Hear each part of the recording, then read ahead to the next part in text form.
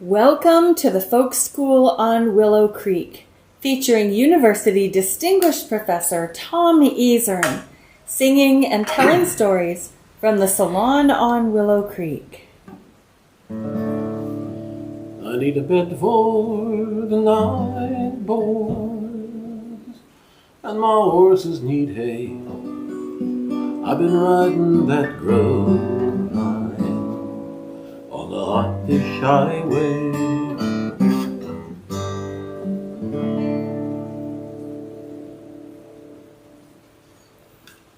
One of the early announcements about the folk school this week, I said, the cold open will be, and then I named the song. We're not having a cold open tonight. We're going to pause here for a moment. It's a bit of a sobering day for us tonight.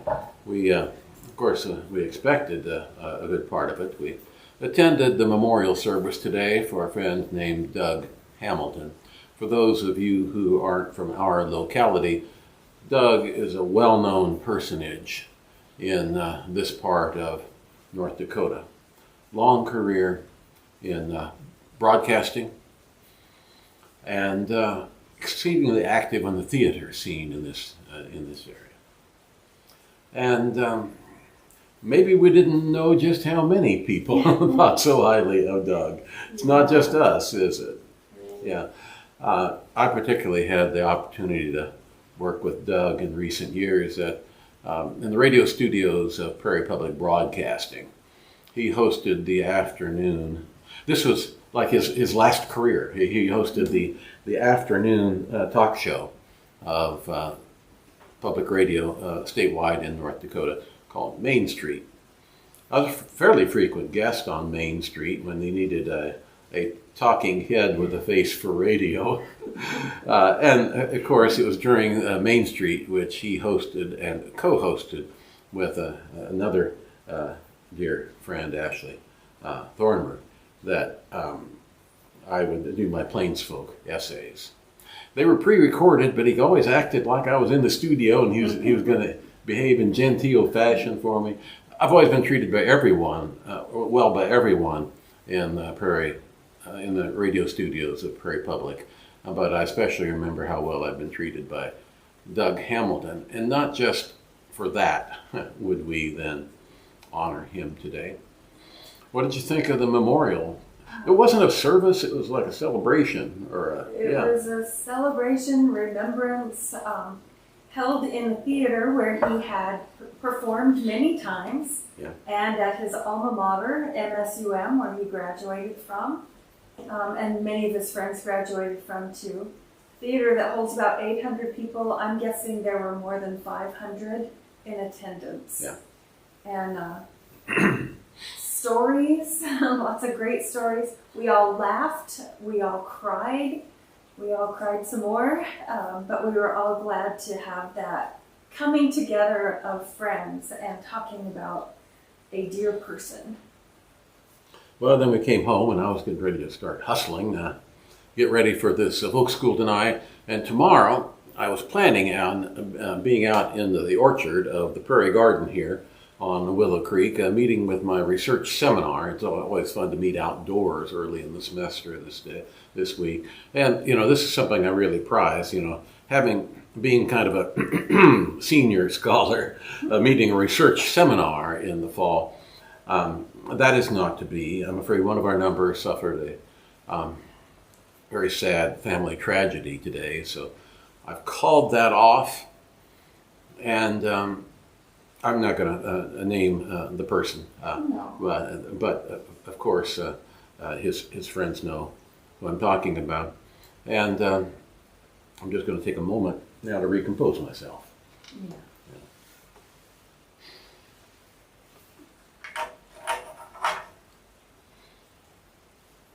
Well, I think maybe we've got an appropriate song to start out with. If you're listening close, you're hearing the rain just gently dropping on the steel roof in the house here on Willow Creek. Lord, I've never lived where churches grow. I love creation better as it stood.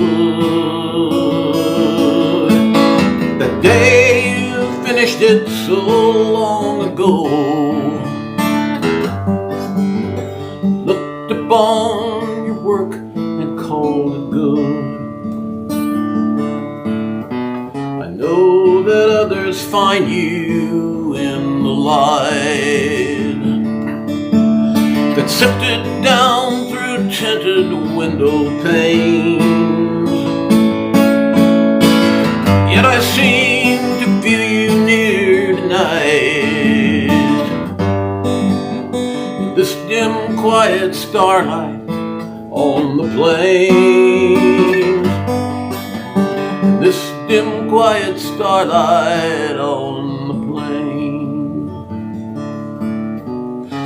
I thank you, Lord, that I am placed so well,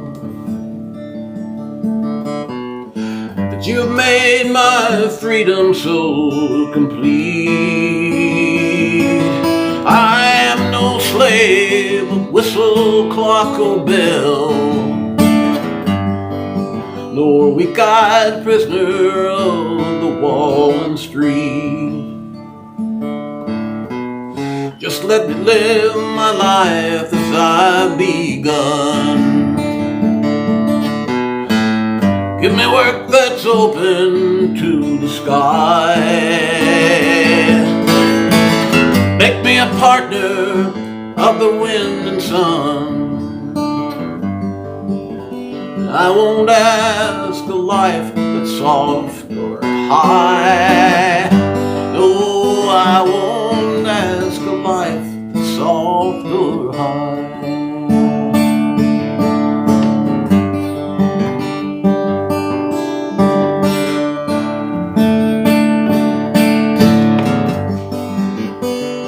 Let me be easy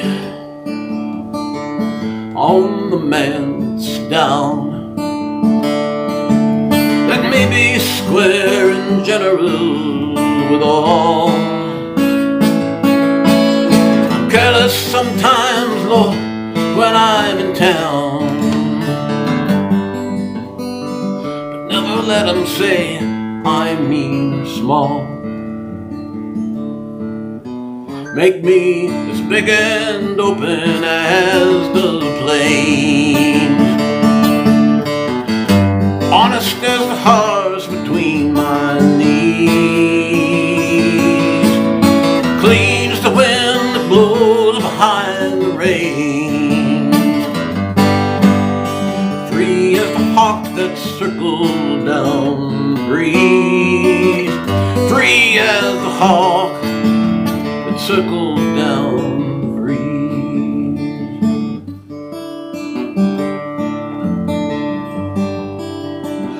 Forgive me, Lord, if sometimes I forget. You know about the reasons that are here.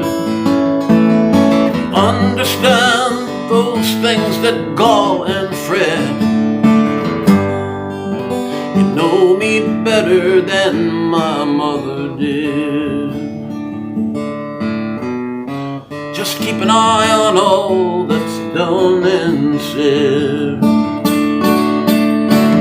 Write me sometimes when I turn aside.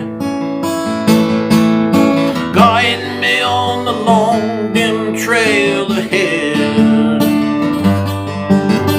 Stretches upward toward the great divide.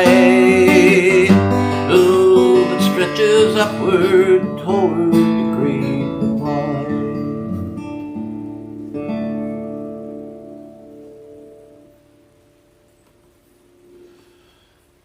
You know who wrote that song? Who's that? I do not. Then you join an awful lot of company. It's often recited at Cowboy poetry gatherings. It's sung in Cowboy church, you know that phenomenon, where people have a church service on horseback. I've never been drawn to that sort of observance, but some people are, and if that's what brings them closer, very well. It's Badger Clark, first poet laureate of South Dakota. There's a really nice article about Badger Clark in the Smithsonian Magazine, maybe it's only a year or so ago, quoting briefly from that. South Dakota's first poet laureate lived much of his life alone in a prim cabin in the heart of Custer State Park. He wore whipcord breeches and polished riding boots, a Windsor tie, and an officer's jacket. He fed the deer flapjacks from his window in the mornings, paid $10 a year in ground rent, and denounced consumerism at every turn. Lord, how I pity a man with a steady job, he wrote in his diary in 1941. I like that part about feeding the deer flapjacks from his window in the morning. You know, maybe we should try that. I was just remarking to Suzanne a little while ago, came back in from the garden, that the deer decimated my red beet crop in the garden again today. Oh my goodness. Listen to this. Inspired by Kipling and Tennyson, Clark shunned free verse in favor of meter and rhyme. Hey, we know people like that, don't we? Composing primarily in ballad form. Well, you know, an awful lot of this Willow Creek Folk School is about the rise of balladry on the Great Plains, that period from about 1875 to 1915 or so, the great efflorescence of folk song on the prairies. And there was, a century ago, quite a debate on the nature of that, where people who wore, you know, tweed and corduroy and had ivy on the walls insisted that folk song came from kind of primitive peoples who didn't know any better. And Louise Pound in Nebraska, however, insisted, no, it comes from folk artists. You can tell I'm on side with Pound.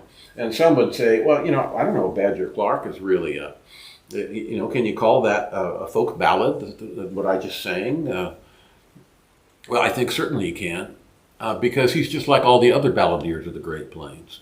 They were not, there was something in them. There was a poetic expression in them, and they spoke to others, commonly through the medium of newspapers of the day. They were not primitives. They were self-conscious artists.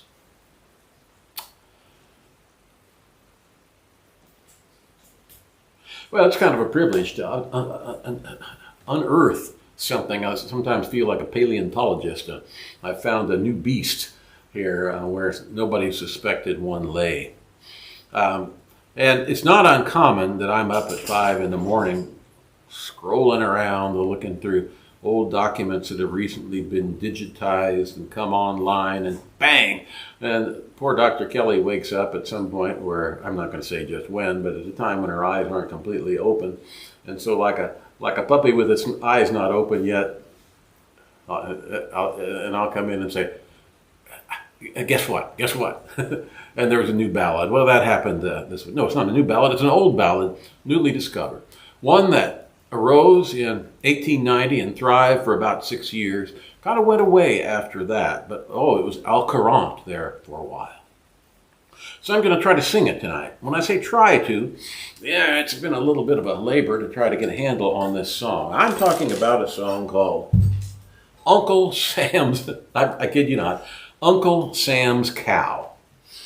Now, you got to know, you see, in the late 19th century, what we in history call the Gilded Age, there was this grand metaphor that arose among farm folk of Uncle Sam's cow. Uncle Sam is this mythic giant cow that stretched all the way from the prairies, the midsection farm country of the United States, to the centers of capital in New York and Boston.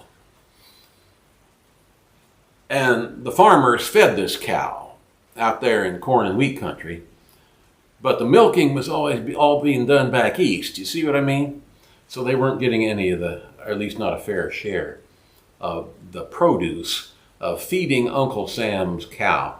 And then Uncle Sam, of course, gets involved as, being on this wrong side in this struggle between regular farmers and the interests. And that's quite a bit of the basis of farm unrest in the 1880s and 1890s. And so this fellow named, wait a minute, R.D.G. G-E-E,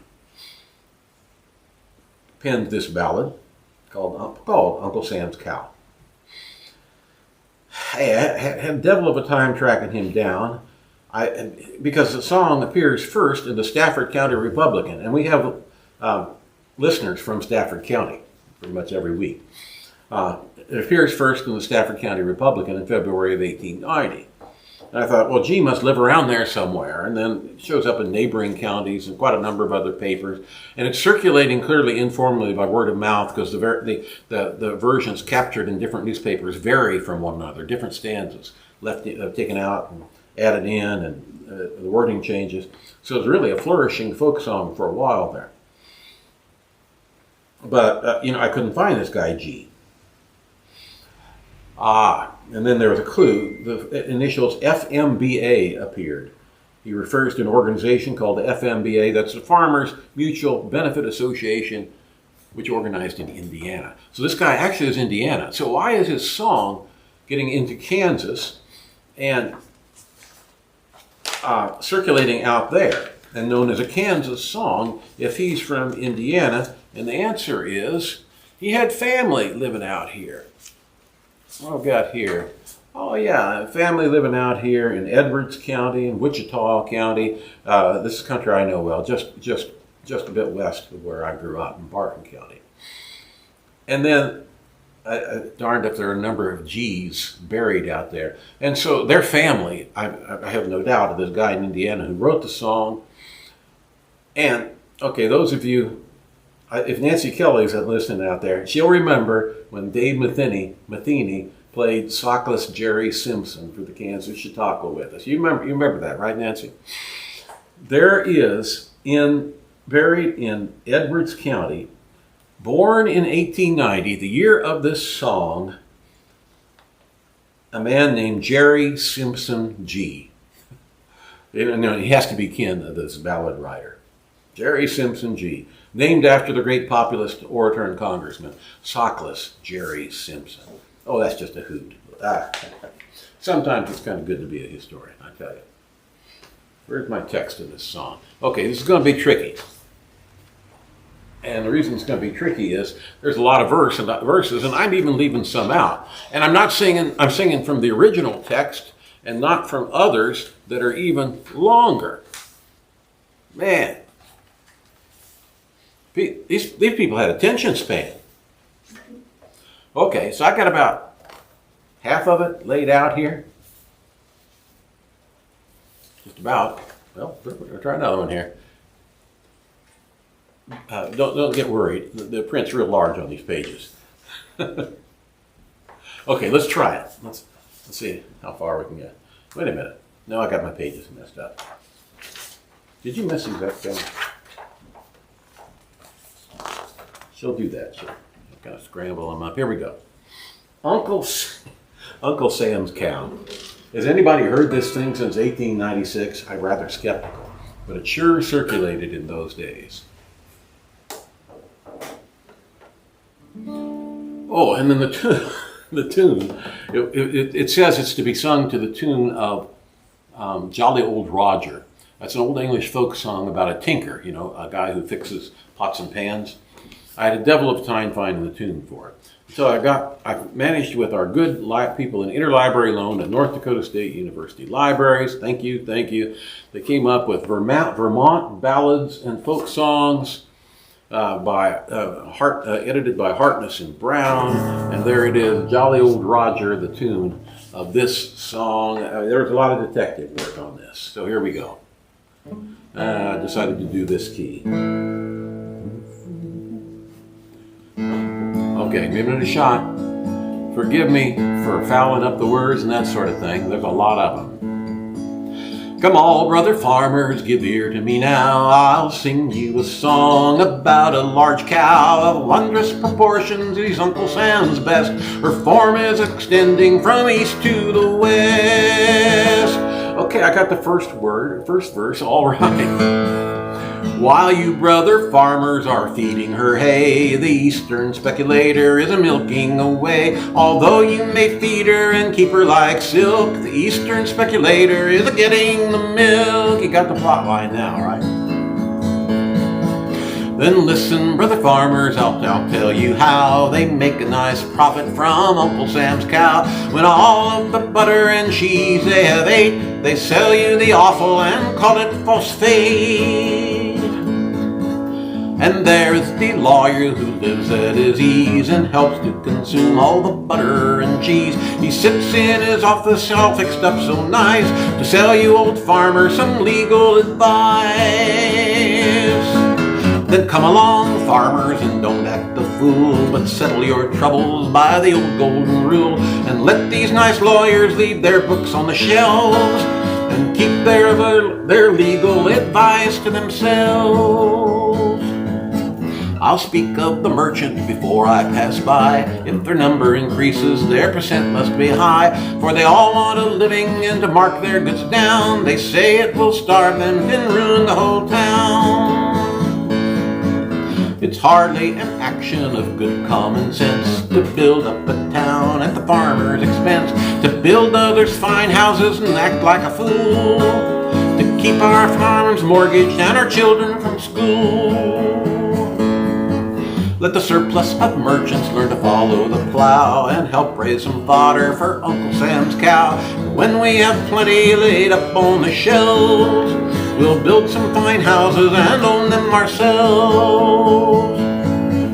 And then there are doctors, the vendors of pills. They are easily recognized by their large bills. If we have rendered equal justice all round, we'll have to persuade them to trim their bills down.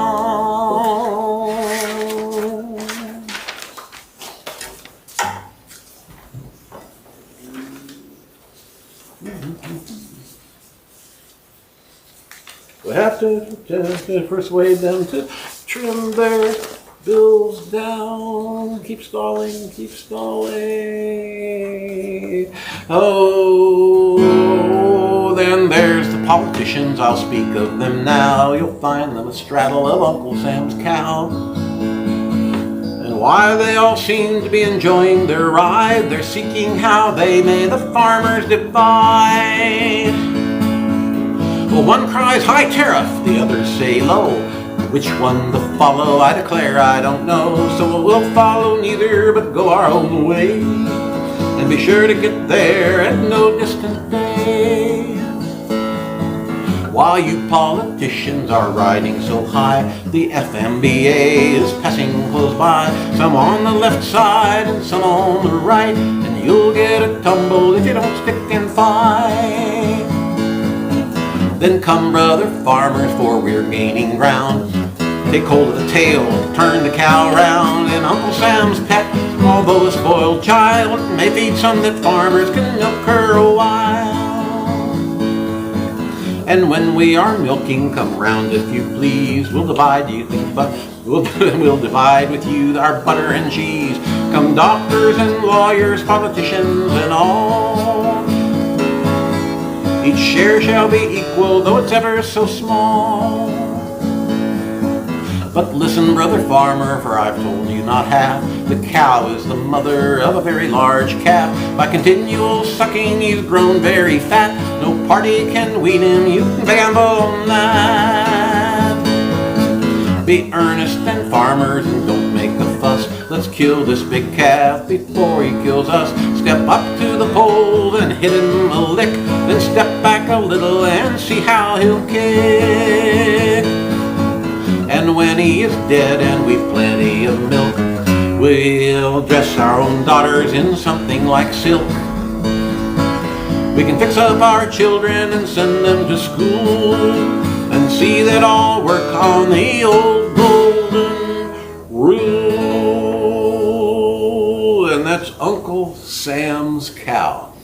You want to talk about your extended metaphors? There it is, 1890. From Mr. G. Well, Anybody going to sleep on the chat line during that one?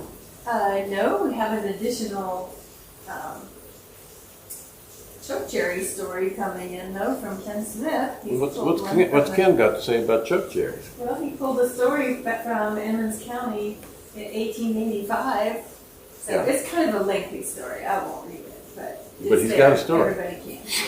Yeah. Okay. Nancy Kelly thinks you might be pulling our legs. About what? I don't know. Pulling the leg of a very large cow.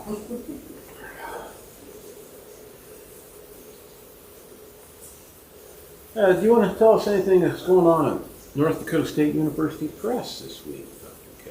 I will, but I just see James Robichaux popped in and said hello. James Robichaux. So hello back. A blast from the past. Good to see you, James. If people have seen your business card, they see some photography work from James. Oh yeah, still using that photo. Yeah, you still are.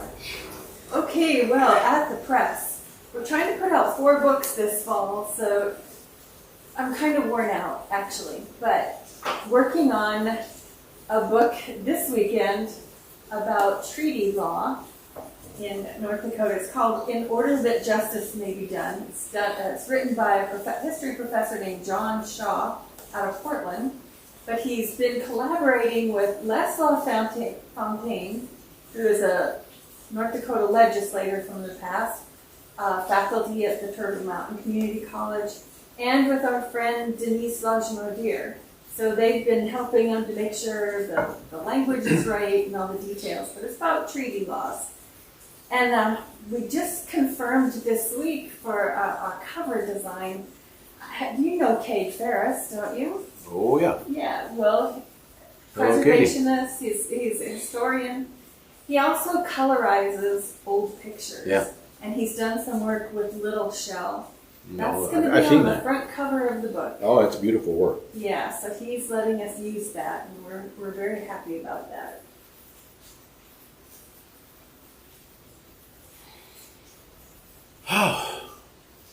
What's the matter? Is it getting hot in here? I suppose. We're picking up on a theme of cows and politicians and farmers, and we're bringing it back to North Dakota here in a moment with a song called The Old Politicians.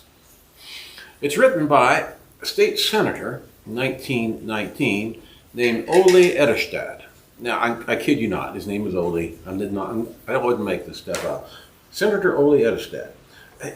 He's got quite an interesting career. Later on, now and then he would break into a ballad in the legislative halls. One of them had to do with kind of the shenanigans going on among legislators while they were away from their wives. And yeah, he kind of skated on the edge at times. Well, I'll just read you the introduction to this ballad provided by the editor who published it in 1919. State Senator Ole Ederstad of North Dakota livened up the League Legislative Caucus. Now, when it says the League, that's the nonpartisan league. That's the farm activist element within the Republican Party. Livened up the League Legislative Caucus recently with a few verses in which he paid his respects to the politicians.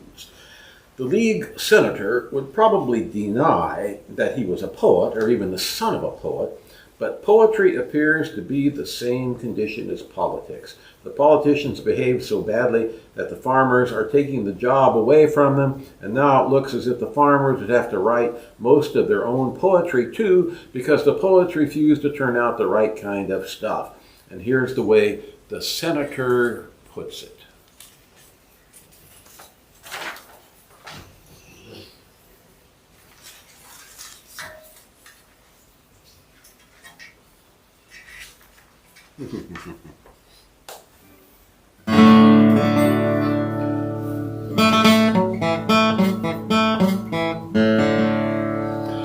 Now the farmer's been silent for many a year, so the old politicians have nothing to fear. He's been told how to farm and how he should vote.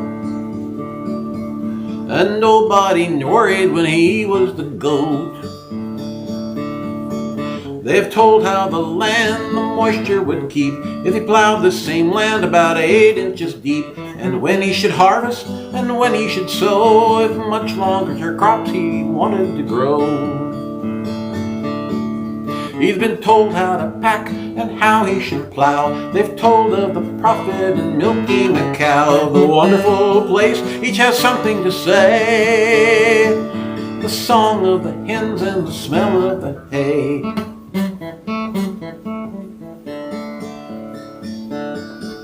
They've told of the crops that the farmer should sow, and also the pork and the beef he should grow. They pictured the future to Reuben so bright that he hardly took time to sleep overnight. No wonder the wrinkles grow deep in his brow when they milk the farmer while he milks the cow. And for politics he never had time to spare. No wonder the hayseeds hang thick in his hair.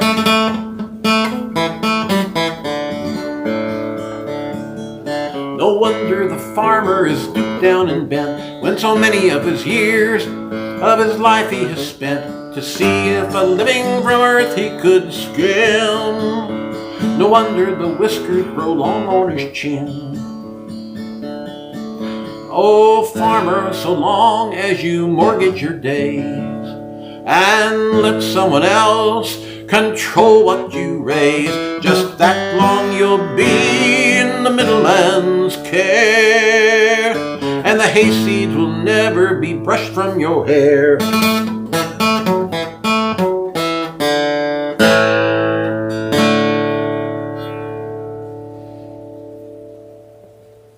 When you got a good metaphor, you might as well stick with it, right? That's from State Senator Ole Edestad, 1919. Been promising a song about chokecherries, and it's in the series of what we refer to as calendar ballads, songs just made up for the instance of the week to deal with what's on the calendar, what's growing outside, what's happening, what's blown in out of Alberta, that sort of thing. And last week, I noticed wanted to do a bouquet of sunflowers in connection with my brother Stan's birthday, which now has taken place. We can go ahead and say he's 80 years old, can we? Right? He's 80, or as I like to put it, 10 plus 10. But the sunflower suddenly burst into bloom around our neighborhood in central Cass County this week, and so I went out and plucked a few. Angie and I went out and plucked these from the bar ditch a little while ago, and Angie will have to go out and get some more tomorrow. We just like to have them around the house. We've got the sunflowers, and along with them then, this time of year, come the chokecherries. Now, it occurs to me, we've got friends from down south that are with us most every week who may not even know what I'm talking about with chokecherries. And so I just brought in a little branch of them, right? Chokecherries.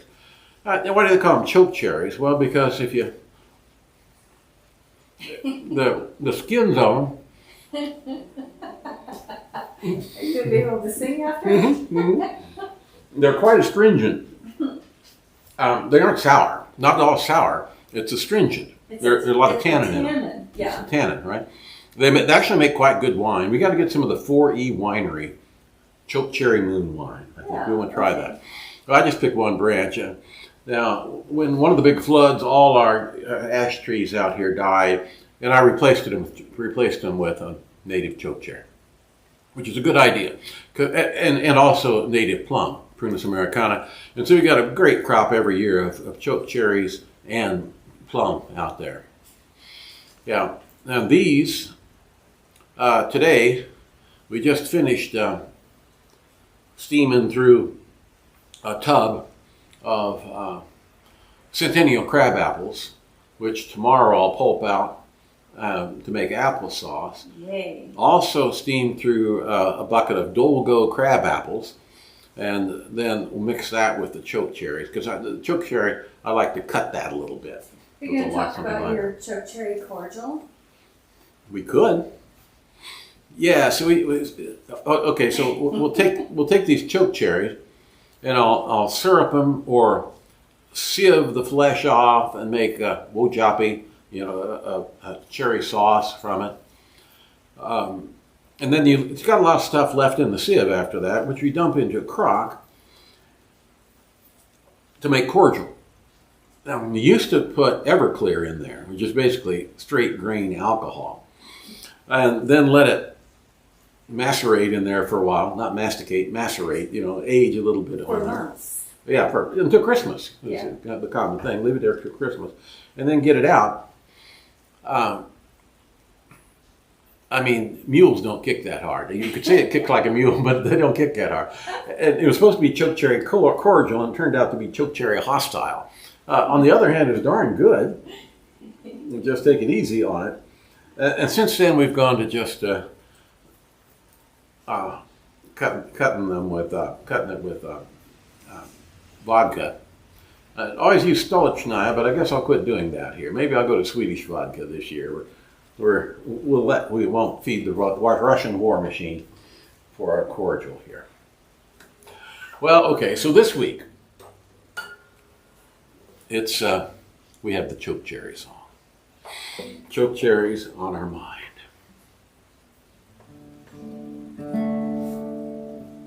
What key do I like for this? That'd be a good key. Of all of our berries, I love the chokecherries. Their scent in the spring is an earthly delight. When the sunflowers are beaming and the blackbirds are teeming, the chokecherries ripen as black as the night. Li-li-li-li-li, chokecherry jam. Li-li-li-li-li, chokecherries on ham. Li-li-li-li-li, chokecherry cheesecake.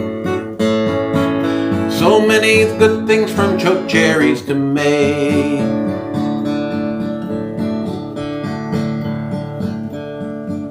Gonna make some wojapi to feed the kotapi. Gonna take a lot of fry bread to satisfy all. Just pull off a chunk, you can dip it or dunk. It's a chokecherry moon and the first days to fall. Li-li-li-li-li, chokecherry wine. Li-li-li, chokecherry cooking is fine. Li-li-li, Norwegian waffles will please, with chokecherry syrup and a little brown cheese. Li-li-li-li, chokecherry wine. Li-li-li, chokecherry cooking is fine. Li-li-li, Norwegian waffles will please, with chokecherry syrup and a little brown cheese.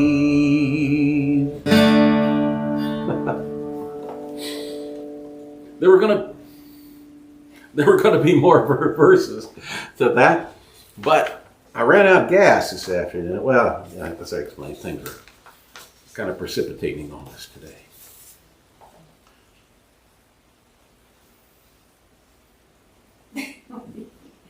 I don't know what's hanging down there. Oh, you have a hair stuck in your glasses. It's hanging there. Got it? I think. They like your chokecherry song. And we're getting some chokecherry stories. Chokecherry stories? Who's telling chokecherry stories? Carmen Rathwald. Oh, yeah. Chokecherry jelly is my favorite. My dad said if it was too thick to stir easily, it was his jelly. And if it was thinner and almost ready, it was her jelly. Well, it's hard to get it just right, too. We always had chokecherries in our yard in Alaska, too. They made good spit wads for chasing after your brother and sister.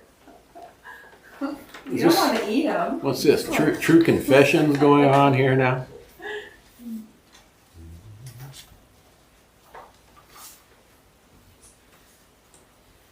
I'm going to start getting two stands out here, right? I'm about to get ready for the big finish.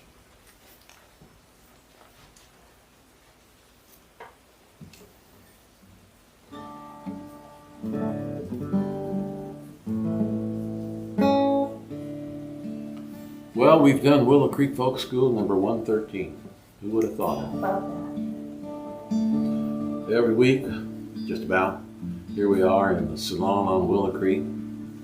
Just hoping that maybe we all come together for just a little bit more understanding and appreciation of this middle of the North American continent. That's our home on the range, where the deer and the antelope play.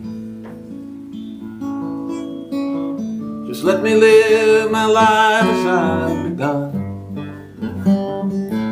Give me work that's open to the sky.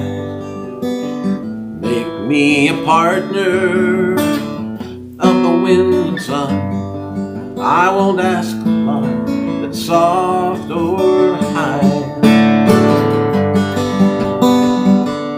While you brother farmers are feeding her hay, that eastern speculator is milking away.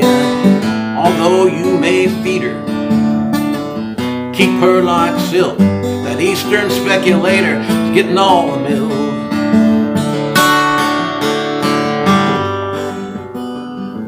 Now all of our berries, I love the chokecherries.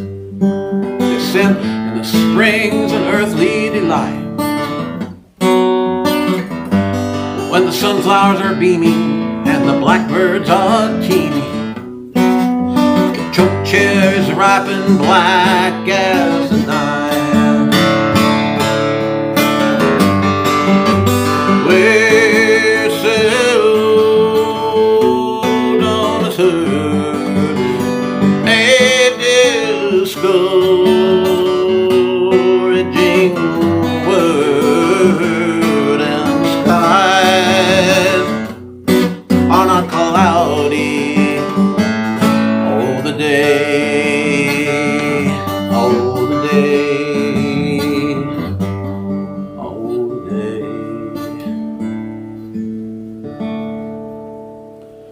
Whew.